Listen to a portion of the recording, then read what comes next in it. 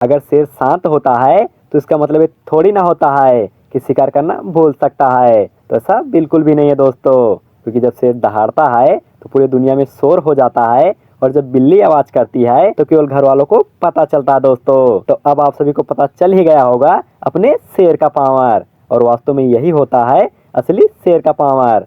और एक दिन में पूरी दुनिया भर में डंका बजा दिया दोस्तों। और दोस्तों मैं उसी को पावरफुल मानता हूँ जो एक दिन में अपना डंका बजा दे और सभी को अपना पावर दिखा दे दोस्तों। तो दोस्तों रिकॉर्ड मशीन कहे जाने वाले पवन सिंह का लोकगीत पुदीना हसीना 2.0 तहलका मचा रहा है, और मात्र एक ही दिन में इस लोकगीत ने अनेकों रिकॉर्ड कायम कर लिए हैं दोस्तों। और इस लोकगीत ने अनेकों रिकॉर्ड कायम तो किए ही हैं, और साथ ही में किसी को उनकी औकात दिखाई है दोस्तों।